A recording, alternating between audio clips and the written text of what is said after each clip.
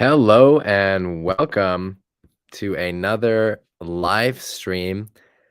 I'm Graham Ezzy, and this is my live stream. I do this every Sunday, and we focus on windsurf coaching. So if you have any questions, photos, videos, you can ask, post them in the group. The Facebook group is up there. And I missed last week because I was flying back from the World Cup in Gran Canaria, which I was competing in. But it is very nice to be back. So, hello, everyone. Did you sail this week? Hi, Dom Dom.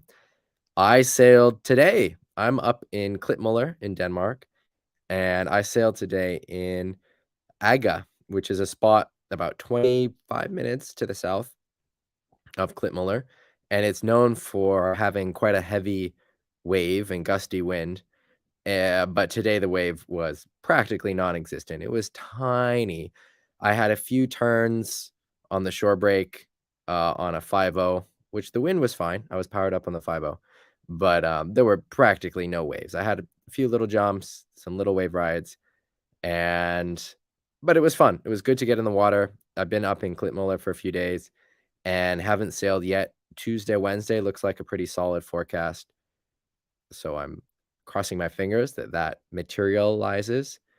Can be very fun up here when it's good. It's definitely one of the best spots in Europe. Hey, Axel, Caro, Dennis, Tomas. Good to see you guys joining us. We've got a lot to go over because we missed a week. I missed a week. So we have a lot of footage to go through, a lot of questions to answer. And I'm very excited to dive right back into it. Hey, Hans. Yeah, I saw you posted that the session from your Devil's Tack. That's super cool. You know, one of the things that I always say is that the best way to improve rapidly is to sail your bad side. If you sail your bad side, if you sail both tacks, wind from the left, wind from the right, you will improve the quickest because it teaches your brain the move from both sides, and you are in this constant learning phase, and your body just starts to figure things out. It's very cool. So like if you go spend a week windsurfing on your bad side, whether that's wind from the left or wind from the right, when you get back to your good side, you'll be better. Even though you weren't actually training those conditions, you'll be better, and your body will be more aware, and yeah, it's great. It's like magic. So I really recommend it. Hey, Cedric. Um, Tomas is saying I should check Aga tomorrow. Yeah, I'll see how that looks. All right, and then Tuesday looks pretty solid up here. So hopefully that comes through. Hey, Sammy. And when it's solid, I'll try to get some video. I brought my camera. I'll see if I can find someone to film, and then I can show you guys what it looks like. Is anyone who's watching right now going to be up here over the next few days? We're going to see you on the water. I've got to say thank you to John from the group. I'm using his office now to do the live stream because I'm staying with my family and my wife's family in a big house, which is super noisy with lots of kids. So thank you, John. He's John Wave Dancer on the YouTube comments. So thank you very much for lending me your office. I really appreciate it. It's perfect. So John is the one that's going to give the naked surf lessons. That's not me. All right. Hey, Ragnar. Exploring Gotland. That sounds cool. Hey, Luis. Cool. Welcome. All right, everyone. Yeah, Dennis had some good sessions. Now he's dealing with Kalima. Dennis, I saw some photos from Tenerife from, when was that? Just a couple days ago. It looked amazing. It looked really good. Really, really solid. Hey, Matt. Nice. Sail yesterday. Good forecast for tomorrow. Nice. All right. Well, I'm going to jump into the Facebook group. We've got a lot to cover. And yeah, let's not wait. Let's not wait about it. The one thing I'll throw out there, which kind of will tie into some of the other topics that we're gonna talk about, is about challenges. So one of the things we've talked about in the group are goals and how to set goals, and there's a question coming up, in that we're gonna talk about how to set goals. But this is something I was talking about with Ben Profit over the last week, is the importance of challenges and having challenges with your friends, like first one to land a 360, or who could land whatever, 2 forward loops the quickest, or whatever it is, and how that can be a really fun way, uh, to push each other, have more fun on the water, and to get better all at the same time. Um, Tomas is the forecast master. He's saying that I'm gonna get waves in Agar, and Ragnar's gonna get waves in Gotland.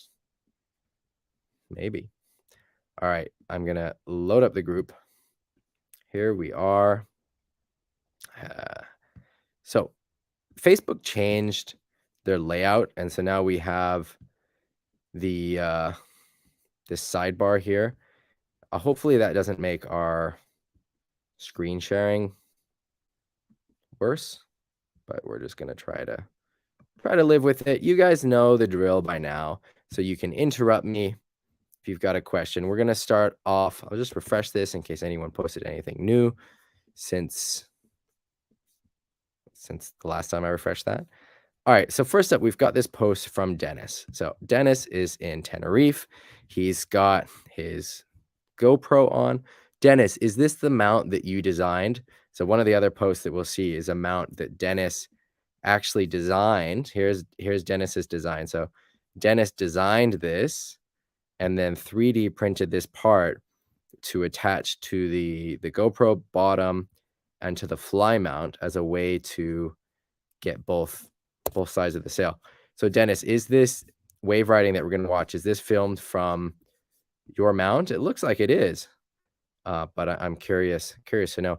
All right, let's watch this. This is some wave riding.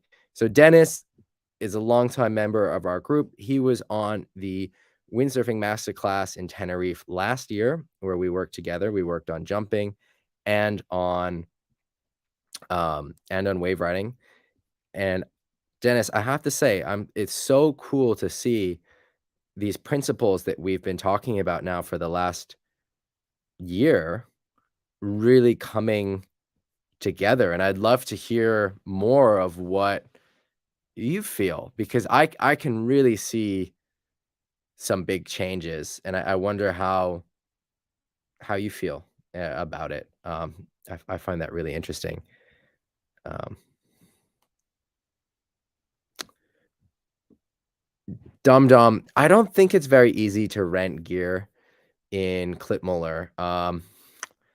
That's something that I'm trying to figure out because I'm doing the 2 master classes here in September, and I'm lending some of my own gear to Cedric. And someone just asked me actually yesterday, they're flying in to do the master class, and they're wondering if there are options here for renting gear.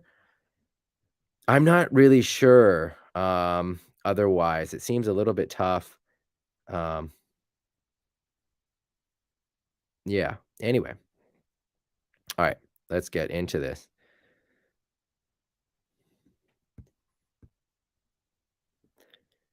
Alright, so let me make this full screen. How do I make that? I wanna go full screen. There we go.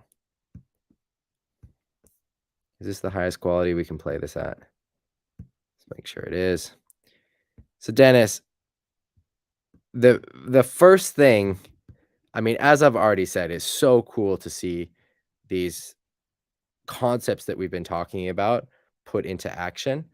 The one thing that I would say that is just a general statement is when we're talking about wave selection, though it's not always possible, and I ride my share of whitewater waves, you want to avoid whitewater waves for 2 main reasons. One is that they're difficult to read. They're difficult to see. It's like when you're skiing above the tree line and everything goes flat and you can't see the contours of the mountain. It's the same thing with whitewater waves. The way that the light works on the wave It's really difficult to read the contour of the wave, which makes it a lot more difficult to get your timing right and to write it how you wanna write it. So it's just more difficult to read. The whitewater wave is more difficult to read than a normal wave, and by whitewater wave, I mean a wave like this that's covered in whitewater. And second, because there's more air in the water, it's easier to lose the traction on your fins. But this leads up to a super powerful whitewater off the lip. I can see the power, drive, the speed. You're getting the high five. You're getting that rail transition. I can see like what I look at that makes me smile here is this little arc. You can see that this arc, or I can see the water gets deeper and you start accelerating. And what's happening here is that you're carving really nicely with this board. You know, there's still little things that you can work on, but you know, one of the big concepts is that you don't want to get bogged down too much in the small aspects of the technique. You know, I think focusing on most of the bigger concepts is where you want to be. And Dennis, you're doing that exactly. If you do want to have some technique to work on, focusing on getting these knees just a little bit turned more in towards your turn, so that way then your butt, instead of being here on the tail, is gonna be somewhere more here. In onshore conditions, you can ride more on the tail, but if you get those hips turned so that your knees are pointing towards your feet a little bit more, you'll get a little bit more pressure forward on your bottom turn, and that could help you drive more, but doing a great job coming up, getting that transition, getting that high five, capturing a lot of speed. And again, I love this one. I mean, this is 2 solid turns back to back, and I love this. Like, I can see you getting that board on its side. Getting that board on its side connects with the whitewater. You get the high five and just you carry a ton of speed out of it. I mean, that must feel good. Can you guys see what's happening there? And Dennis, tell us, does that feel good? Looks like it feels good. All right, next up. Again, it looks like you're really carrying a lot of speed. This one, you miss that high five just a little bit, so it looks like you're anticipating it, and you change your line. So you're looking in one place, and then you change your mind and you decide to come here. I think the wave is breaking sooner than you expected. So you're a little bit late on that top turn. And it's hard from this angle to really see how big and scary that section is. But oftentimes, just coming up and hitting it is actually the best thing to do. And as long as you get that board angle right, you'll be fine. And the wave energy will transfer into board speed and will carry you back in front of the wave. So then instead of sort of doing this little diversion, coming up and hitting this. But again, I can't tell how big this section is. And if it is something that you're not comfortable doing, don't do it and do this because this also works. But if it is something that you're really comfortable hitting, even if you're a little bit late, as long as you get those angles right, everything will be fine. Um, all right, let's watch the next one. I like that you're going right into the next turn. That one was a little bit under the lip. Those 2 turns were a little bit mistimed, but you know, it's kind of par for the course when you're riding a lot of waves. Not everyone is going to be perfect, and I think it's important not to try to make everyone perfect. You know, some are going to be better than others, and it's good just to focus on the ones you're happy with and try and replicate those. This, like, coming up right in this section. I mean, this must have felt pretty heavy, heavier than it looks on the video, I think. I know this kind of section. One thing I'd like to see you try to do is instead of you pulling yourself up with the boom, is even hanging a little bit more. You can slide this hand closer to the harness lines, and that will allow that wave energy to connect more with the board energy because the sail right now, because it has a little bit of power, sort of stopping that process from happening because it's pulling you upright and pulling you laterally across the wave rather than letting the wave push you forward. But right on for hitting this section, like you saw that section throwing and we're right up in there. You know, this is a small comment that I'm making. Like it looks like a good smack. Um, you know, this is solid. You've got speed into it, hit the lip, speed out of it. All right, let's check out the next turn. Again, lots of speed. Here, like this, your hips and your knees are more turned into the turn. You can still turn this front leg a little bit more.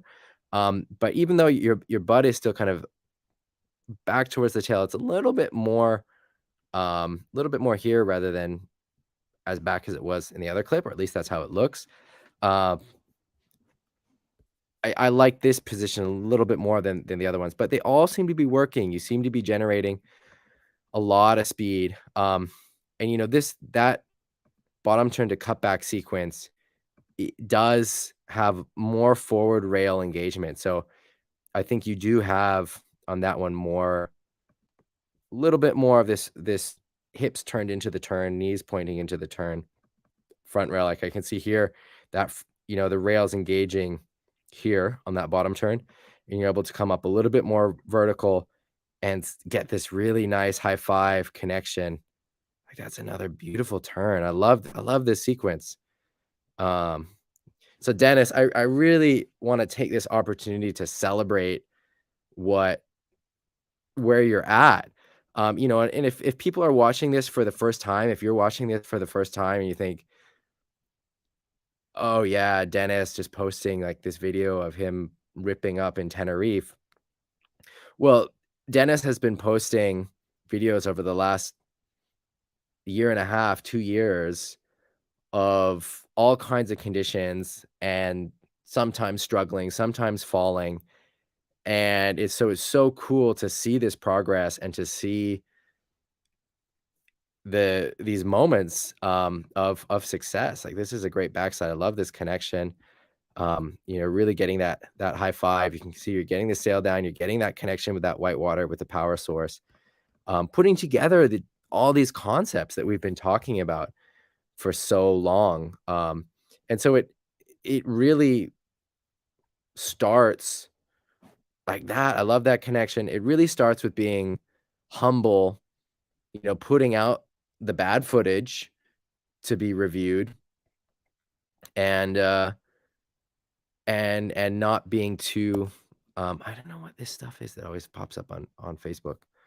Um yeah, putting the footage of the stuff that needs to be worked on and then leads to you know these moments that then we can celebrate. So super super cool.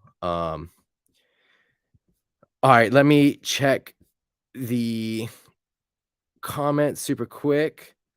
Um Samuel, welcome, welcome, welcome. Samuel's jealous.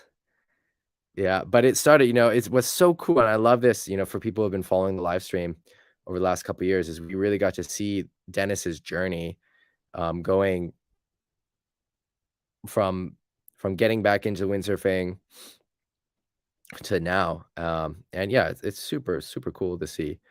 Dennis, if you have some footage, like kind of similar angle footage, it'd be cool to put together uh, a wave riding progression video if you have the time. I know you're busy, but that would be really cool to see. Um, so Jeff, how much do you weigh? Jeff is making some comments about his fins in the chat because here we're going to get to Jeff's post right now. And he says at the end of his post that people say that he looks maybe a little underfinned. And so I asked, well, what fins are you using? And he's on an 87 with 10s and 17s. I use 10s and 18s. But Jeff, I think I probably weigh a lot more than you. I'm over 190 pounds and I'm on about the same size board as you. I'm on an 88 liter board most of the time. Meanwhile, Cedric is asking a question. I'll throw it up on the screen for everyone on YouTube. He says, I often struggle with getting back-winded waiting for the high five timing, particularly when it gets more onshore. Does that mean I need to stay open more in the clue first position? Yes. In short, yes. So the two things are, one is that you need to stay more open, and two is that you need to the let me rephrase that. The more speed that you carry through your bottom turn, the less risk there is of being back-winded. So oftentimes when you're back-winded is because you're going slow or you're kind of stopped, and then maybe you're not opening the sail up enough. But often it's a combination of having more speed and then also opening the sail more. But the speed is a big one, and so that often comes from. I mean, I'd love to hear what Dennis says, because Dennis is really keeping a lot of speed in the bottom turn. So Dennis, I wonder what's helped you keep your speed. That would be really interesting to hear from you and from anyone else. If you have some tips for keeping speed in onshore conditions and to not get wave righted, sorry, not get wave righted. What is it? To not get backwinded while you're wave riding. What are they? So throw that in the chat. I'd love to see it. My top tips are starting higher on the wave, not bottom turning so far out in front of the wave, and then really making sure that you're getting the board carving, because if the board is flat, you're going to be slowing down. So really getting carving in that onshore bottom turn, and you do that by getting those hips turned into the turn. It's always helpful to have some video or photo to see, to give some coaching. Meanwhile, I want to hear some tips from everyone else. Get low before you go is another one for picking up speed. Dennis is saying getting lower than low for onshore bottom turn is what helps. I like that. Getting lower than low. Get lower than low. So many times in all of the windsurf coaching, no matter what we're talking about, you need to exaggerate your movement. So you think that you're getting low, you're not. You think you're grabbing wide, you're not. You think that you're looking with your head, you're not. Almost all motions need to be exaggerated, just that you're actually doing them. So it feels way more exaggerated than it actually is. Tamaz is saying that the stock fins on his pyramid are 18 and 10. Have you tried a 18, Jeff? Anyway, let's get into the turn. So Jeff has been trying to do more carving turns, and I can really see that. So this turn, I like that Kevin asked how this turn ends up, because this one I could see being like a really radical turn, or I could see it kind of bogging and stopping. But Jeff says exited with tons of speed. So right on. It was a good turn. This one, I like seeing this arc, seeing the spray. This one too. I like this one a lot. I can kind of see that little hook. And yeah, so Jeff, great job. I think that I don't know about the fins. One thing with fins is that I think you should always be experimenting. It's good to try smaller fins. It's good to try bigger fins. Cedric, who's with us, is joining the windsurfing masterclass. And I think a lot of other people in the chat are also going to be on one of the masterclasses in September. And I'm going to send out some pre-course material in the beginning of August. You should have received an email about that. But anyway, Cedric was asking me what are some things that he can work on. One of those is that I recommended is sailing with a smaller fin, a wave sailing with a smaller fin. And just to feel a little bit uncomfortable, to work on getting upwind, there's a lot of different things to work on when you're sailing with a smaller fin like that. And the same, Jeff, I would probably recommend sailing with a bigger fin. I think that there are different advantages for different people depending on what you're used to. And Cedric is used to kind of fins on the bigger side. And so I think there's a lot of advantage in sailing actually under finned. And if you're used to fins on the smaller side, there's a lot of advantage in sailing overfinned. And think of it like a training exercise. It's like when you see the swimmers, the swim racers, and they've got surf shorts over their speedo to give them extra resistance.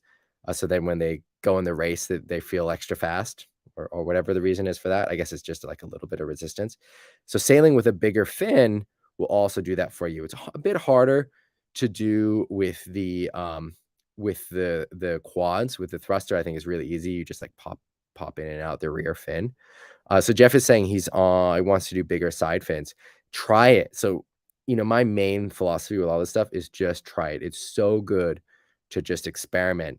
It teaches your body so much. I was talking to some of the French pro riders during the World Cup, and we were just totally agreeing that the trick to getting good in windsurfing is sailing diverse conditions and diverse gear. So, I mean, it's experimenting with your boom height, experimenting with your fins, experimenting with your mast track position, because otherwise you get locked in a certain comfort zone, you get stuck in a certain rut. And sailing different gear setups, even if that's not where you're going to keep sailing, it's not like that's your new normal. It just trains you, um, something, trains you different. Um, Anyway, so Jeff is 75 kilos. I would try a bigger middle fin. I mean, try both. Try the bigger side fins. In general, I think you don't want to go too big on the side fins. With most windsurf boards, again, it's a bit shape dependent, but I used to ride for Quattro before I was on Taboo, so I know those boards a bit. And I would say that you don't want to go too big on the sides. It will make the board feel kind of slidey, skatey. Um, Yeah, Ola, the Max is saying that Ola recommended the AI, K4 AI. For carving turns, I really like the Ezzy. So that's the fin that Steve Thorpe designed with me. It's a side fin, and still compared to all of the um, other fins for just carving, that's my favorite. Like I just get on that. It's just so easy to carve. Jeff, maybe you should try some of those side fins. Just I do for that board. I think it's probably the Ezzy 2-degree 10s. I think you can probably get them in the US somewhere. Otherwise, message me and I'll try and get you some, because those actually will make a pretty big difference for you. So you should try those. I would try those. The other thing though, other than fins, so Jeff mentions that he says at the end of his post somewhere about sheeting out, letting the clue out more. And Jeff, I agree. I agree with that, especially like at this stage here, you're really sheeting in, and you would have a lot more speed and carve. Even if you do have a lot of speed and carve, you'll have more speed and carve if you're letting out the clue. But how do you do that? So, Jeff, I think you do some winging, and it's crazy to me that I'm giving a winging analogy. Like, what? Why? I'm as purist as it comes, and I'm mainly just a windsurfer. But anyway, I did have one winging session before I left Maui, and one thing that I think Jeff will help you in this cutback, the way that you want to sheet out for these cutbacks is the same way that you want to sheet out to go upwind when you're winging. And so it's a kind of sheeting out where you're bringing in that front hand and then letting the backhand release. So you're bringing in that front hand. So I'll show you the other way. So bringing in that front hand, letting the backhand release, which is different than like when you're sailing along and you've got to let the sail out because there's a gust. So it's like you're bringing in that front hand, bringing that sail, like with the mast, kind of forward, and then letting that backhand release. And that you'll notice you can do that right as you're going into the turn. So already at this point, you can really start bringing that front hand into your body and really releasing with that backhand, letting it sheet out and just sinking into your hips, getting that butt low, really getting your heels, using your feet like levers to get the board on its edge, and just sinking into the heels, letting your hips fall. So Jeff, does that make sense? I think you're with, or I know you're with us in the chat. Does that make sense what I mean about sheeting out to everyone else? If you're not winging, does that make sense? You're sort of bringing that front hand in and sort of letting that backhand release. But so it's a lot about the front hand, how you're doing it, even though then the effect is that the backhand releases. It's a lot about bringing that front hand in, letting that backhand come out, and that will really help engage that heel side rail for you. All right. Also, John, who's so kind to let me use his office for this live stream. You and Jeff should connect. You're both doctors. You both have your own practices and are good avid windsurfers. So you have a lot in common. All right. And all right, this is a post we talked about already. We talked about this 2 weeks ago. So nice. All right, so this is Dennis's mount. So here's a video. Is this the same video? No, this is a different video. All right, here we go. So this is Dennis's mount, which is very cool that he's designed his own mount that allows him to film on both sides. Here he is working on some jumps and tacks. It's looking good.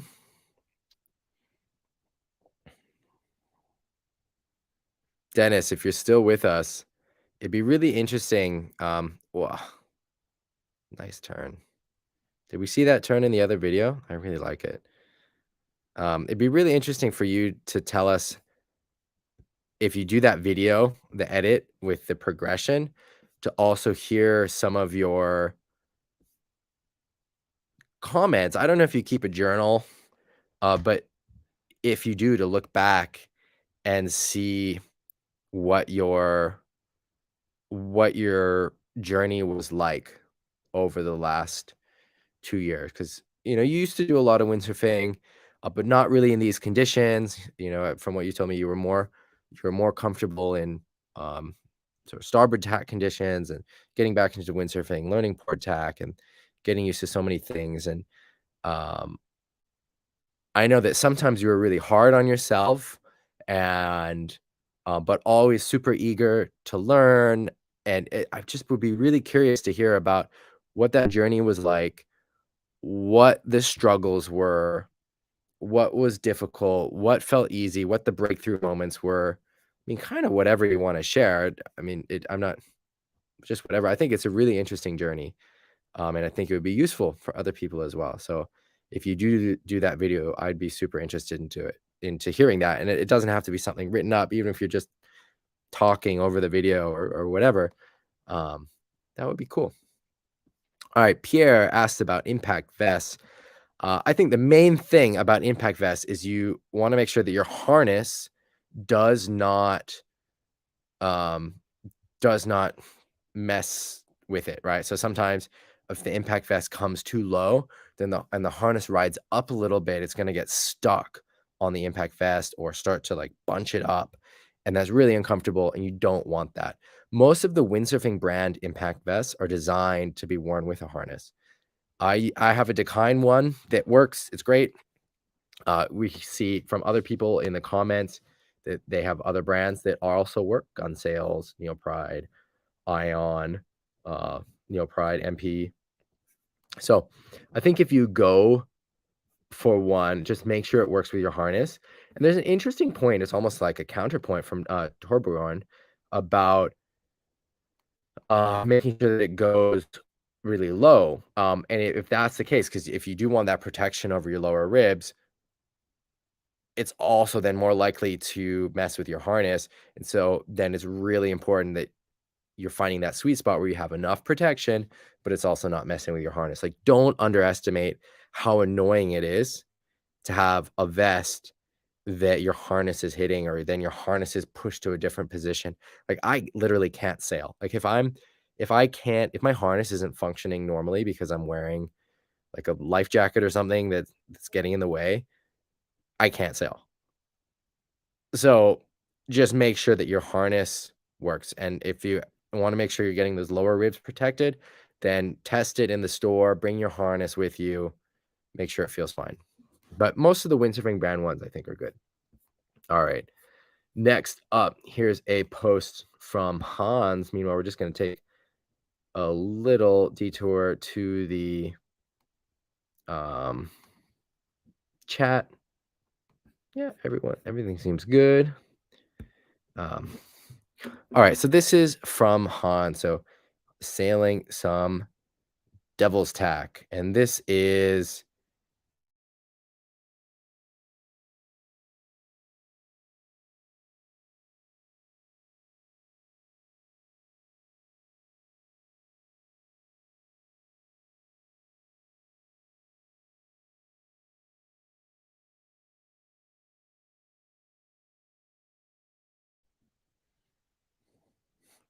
all right. I think you guys lost me for a second. I hope I'm still there. Give me a thumbs up in the chat if everything's still working. I just dropped off my Wi-Fi, but should still be good. Give me a thumbs up if you're still here. All right, so Hans has a question, couple different questions. He says that there was a second break where there were some bigger waves, and they kind of came out of nowhere and surprised him. And so he wants to know how to be better at avoiding them and what to do in those situations. And so that's the first video. And then he added some other clips with some wave rides that we'll look at as well. So let's just jump into this. Let's play the video. Let's make it full screen and just get into it. So here we can see there's the wave coming kind of out of nowhere on the outside. It's already broken. You do a good job, Hans, of getting over. It looks like kind of lose your balance, but hopefully there's not another one right behind and you're able to get up and get going. So let's play this again. Why is that not playing? Um,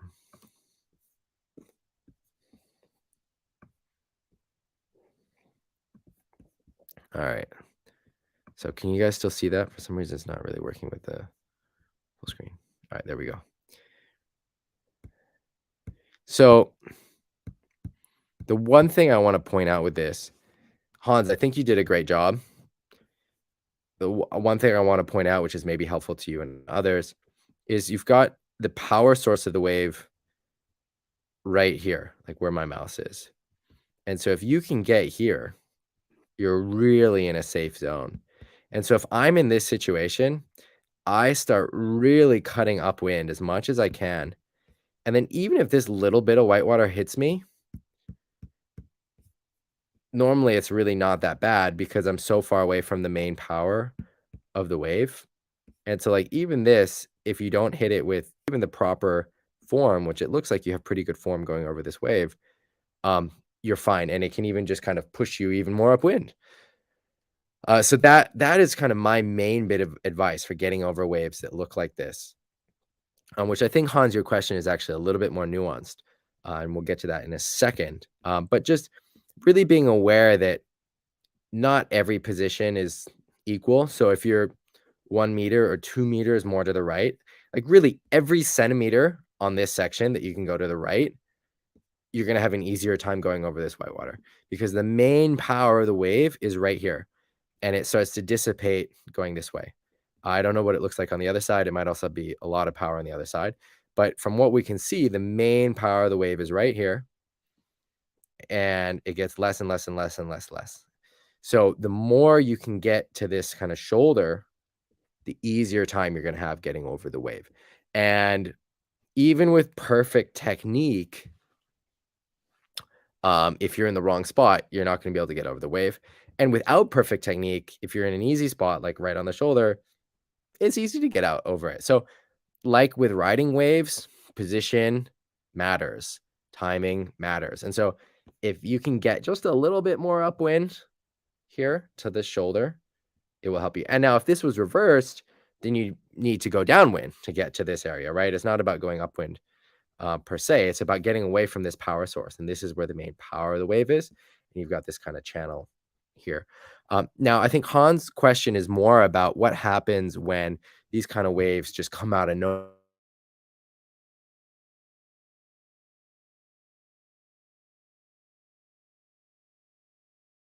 question. And oops, we're back at the top of the group. I hope I didn't cut out again. All right, let me just refresh this. All right. Let's get in this. I hope this is still working. Are we still working? Greg, welcome, Greg. All right, let's get back to Hans's post. All right, here we are. So my internet should be good, but looks like it is. You guys gave me some thumbs up. All right, so sorry, I lost my train of thought. So anyway, Hans, there's kind of a few different situations when those waves are kind of coming out of nowhere. So the first is knowing which spots are more likely for that to happen. And when you have sandbars, that's more likely to happen because there's often a second or a third sandbar that then if the swell is big enough, it's going to jack up on, it's going to create big waves. And just having that knowledge that that could happen is really useful because then you start being aware in the area where that sandbar is, right? But that can even happen in other places. I had a day this spring at Hokipa where it was like a pretty big day, like maybe mast high Hokipa. And then there was a freak, like double mast high set. And the my video is out. All right, let me is this working? What about there? Are we good? And there was just like a freak double mast high wave and it caught me, like I was inside of it. I had to dive my mast under it. And it was a certain day where I wasn't feeling super fit. And so then I was just like, you know what? It means like on this kind of day, there are some like freak good set, like big set waves. And I just went into the beach. I was like, look, I'm not up for this today. On other days I would be, but it was just like, I'm just not up for having to pay attention if there's a big set coming. So, I think there's two different situations, like one sailing in a location, like especially sandbars, but it can also happen with reef breaks where then you have an outer reef and knowing that, okay, if the swell is big enough, it's going to also break on that outer bank, on the outer reef. And knowing where that is, where that location is, where the water gets shallow again, and then being ready for it. So seeing different issues with the stream. Is it working now, Axel? Let us know. Thank you. Let us know. And so Hans, I don't know if that answers your question. We've kind of given you like three different answers. One is like finding the place on the wave where you're farthest away from the power source.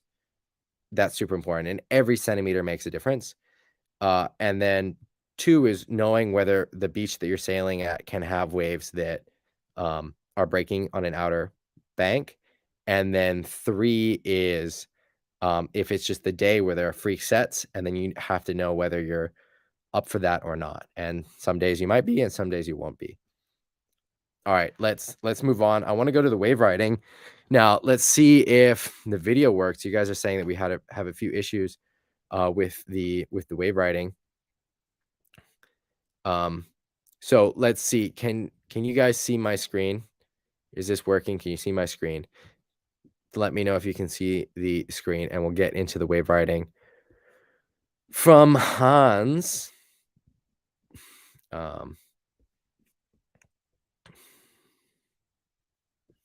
So you guys let me know. I'm gonna wait to hear from you whether it's working or not. All right, it seems like it's working. So let's jump into it. So Devil's Tack wave riding from Hans. Looks good. Looks good. It's difficult. I can't really see, like when I'm evaluating footage, and this is what you want to do when you're self-evaluating as well, is you want to look at your hands, your feet, and your head. And like this footage, we can't really see much. Hey, Peter, welcome to the stream. Thank you for chipping in and letting us know that it's working. Um, I can see where your head is looking, which is great because 'cause you've got your helmet, your camera on your helmet. I can see that you're making the connection with the wave, but it's hard to see exactly what's going on with the hands. I can see the speed, you're carrying your speed, you're getting that high five. So all of that looks solid. If I had to guess, it looks like your hands are maybe not moving back on the boom and then forward again as much as they could. You're not getting as much hand movement as maybe you could. But in terms of like where your head is looking, your timing, your speed, all of that looks solid. All right, here we are. I'd like to see a backside, and you can look at this section. And I mean, it's hard for me to see. Again, we're looking from the GoPro angle, but I think one interesting way to ride waves like this is to do a backside on this section here, and then use that speed to project you into a front side. And so you can really look at this section, keep looking at it, and then you like jam the sail back and jam the board up into it to get that backside high five. Um, Here you're opting go down the line. You're able to carry a pretty decent amount of speed. Um,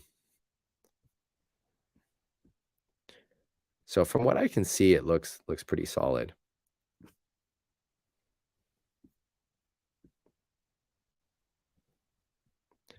Um, okay, so it sounds like the video is not really working.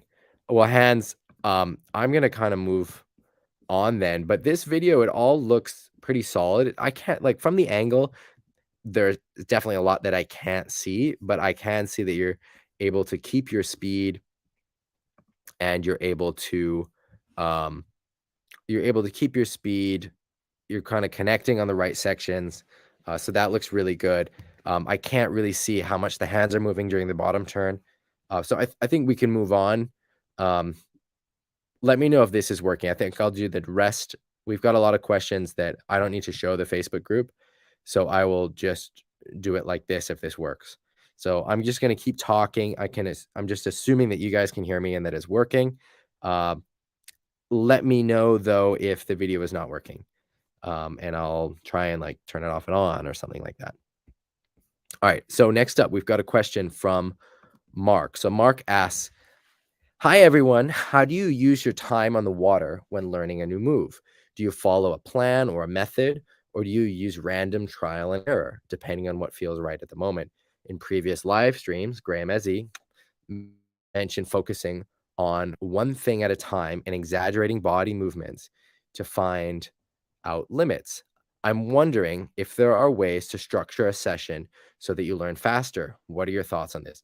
I love this question. I love this question. We can talk about this every week. This is such a good question. And I love questions like this. So if you have a question that is like this, which is sort of like a meta question or a second order question, so it's not directly related to a specific technique, but about the process of learning, please put it in the group.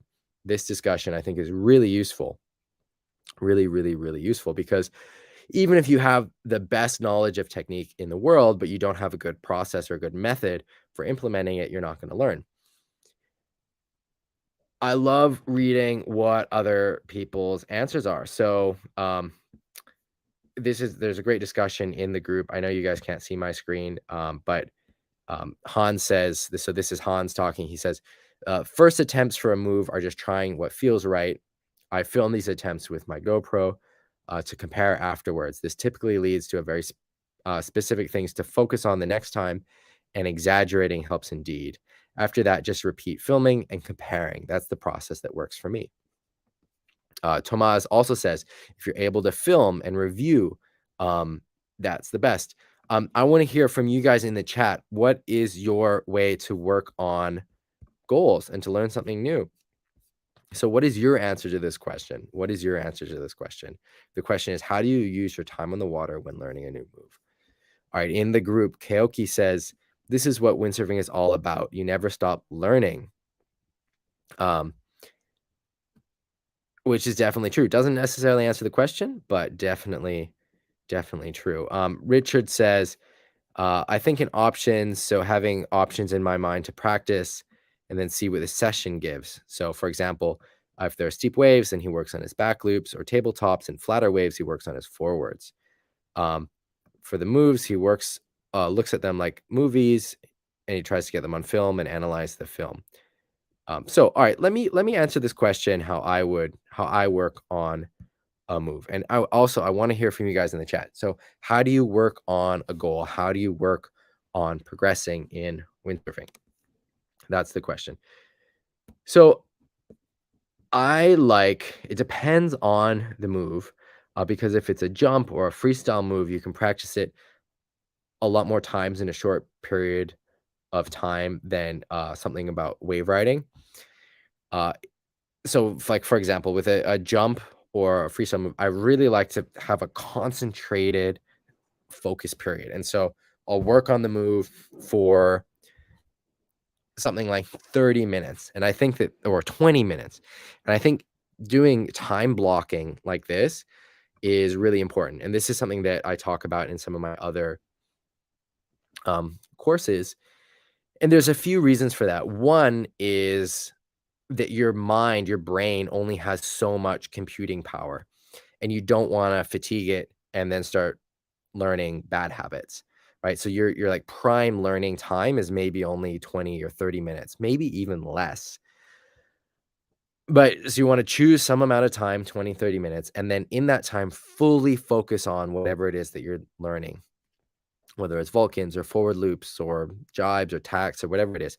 And really don't do anything else. Just focus on that move for that time and wear a watch. And when that time block is finished, then go out and have fun. And then you can still work, if you can still work on that move. So if you see like a patch of clean water that's good for doing a Vulcan and you're working on Vulcans, you can still do a Vulcan.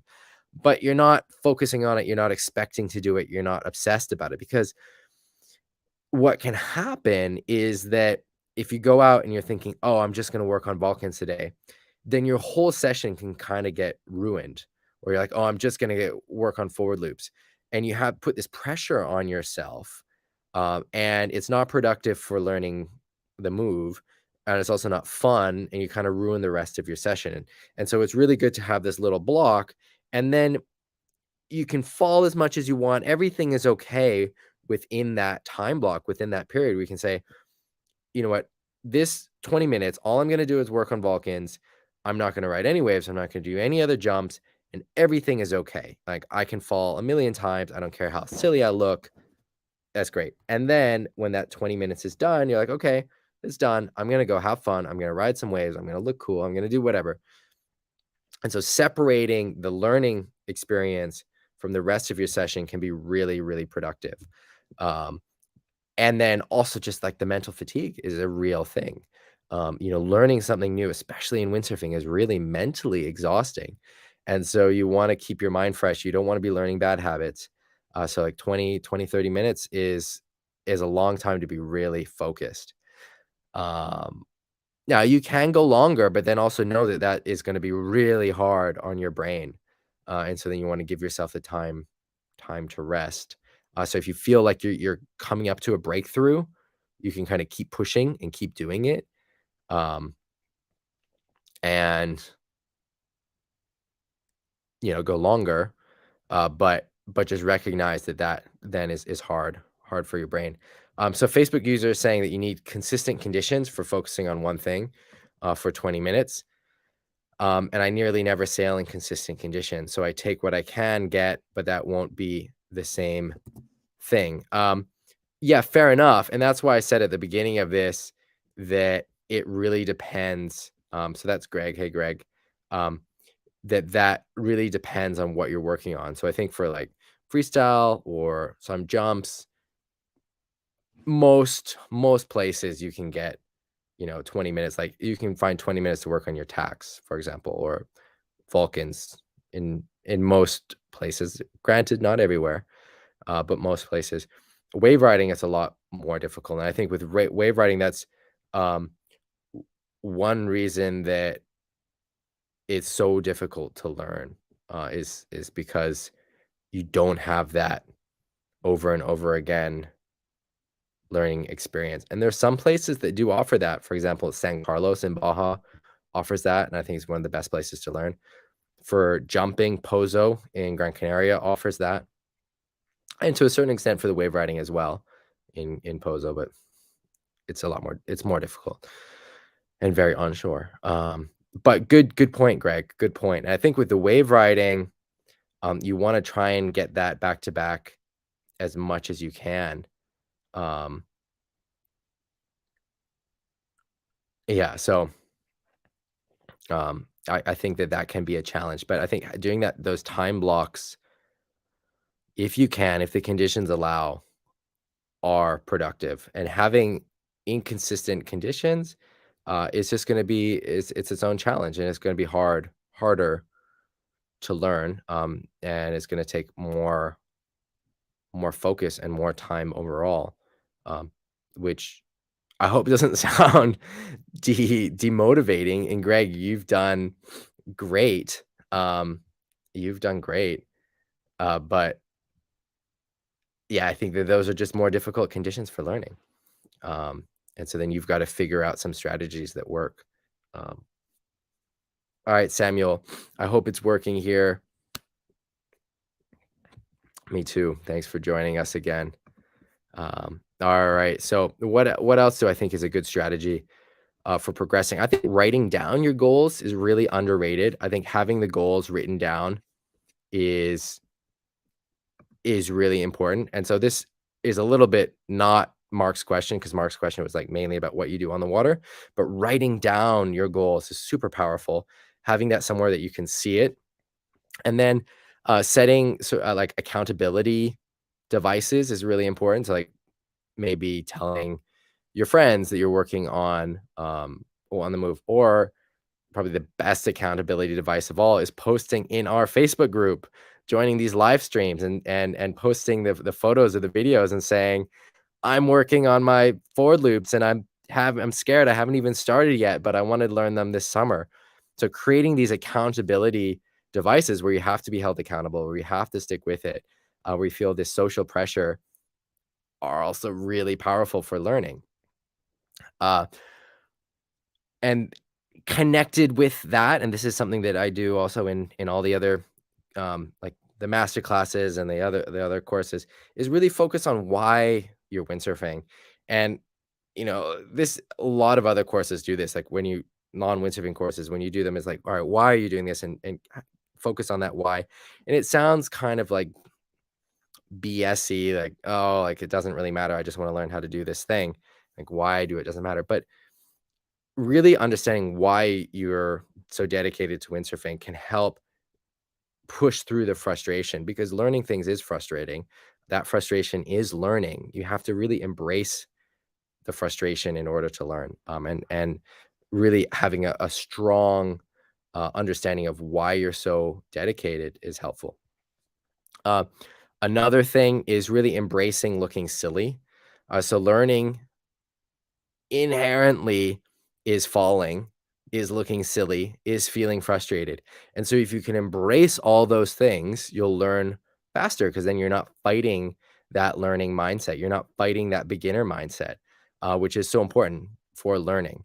And so you have to just be totally okay with looking silly, looking stupid, doesn't matter. In fact, embrace it. Realize that only by looking silly, only by crashing, only by falling, only by being frustrated will you learn something new. And so by embracing that on the water and making that a habit, you'll learn faster and you'll have more progress and you'll have an easier time achieving your goals. I actually have a lot to say on this topic. I'm going to save some of the other points. This is, one of the things that I've been talking about for a while is starting a newsletter associated with this coaching and also with the Facebook group. That's finally happening. It's gonna happen maybe next weekend. Hopefully, I'll be ready for it. So just look out for that.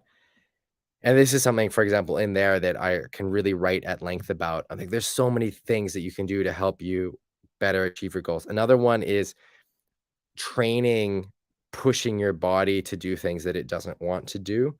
So one easy way to do this is taking like a really cold shower in the morning, or taking an ice bath, or going swimming in the cold ocean without a wetsuit. And it's something that your body doesn't want to do. But the more that you force your body to do things it doesn't want to do, the better you get at that. It's like training a muscle. And that happens a lot in windsurfing, where you mentally, that you want to hold on when you're doing the forward loop, but you always um, you always let go, right? And so if you train, um, if you train that muscle to then just force your body to do things it doesn't want to do, it also helps you improve. Um, so anyway, there's a lot of things that we can do to improve and work on goals, work on uh new things on the water. I want to hear what works for you guys. I've got a whole long list, and I'm going to keep telling you them. I may mention it more in the live streams, more in the Facebook group, more in the newsletter. Um, but that is a taste. I don't want to overload you. I don't want to. I've said so much already. So write those things down. Focus on some of them because, like with all this stuff, you don't want to, um, you don't want to overload yourself. All right. Juso asked about the GoPro. What do you use with your fly mount setup? How did you decide what to get between the different GoPro versions? Okay, so this is a question that I think was well answered in the Facebook group. So, like for my GoPro, I just got the latest GoPro because I wanted the best quality. And actually, I'm not using a fly mount, but I think I should get one because you guys have them, and then I can have similar angles to you guys. Um, Mark asked about what your goals are for the summer.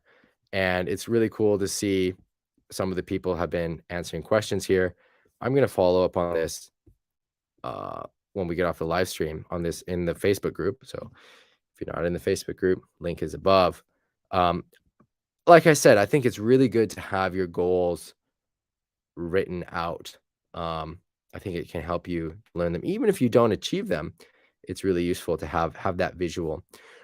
One thing I did, which is not writing out goals per se, but it's its own kind of technique, is when I was a kid and I saw a move that I wanted to learn in a magazine. 'Cause when I was a kid, there were a lot of windsurfing magazines. Now it's a lot harder to do, but I guess you can just go on the internet and find a picture and click print.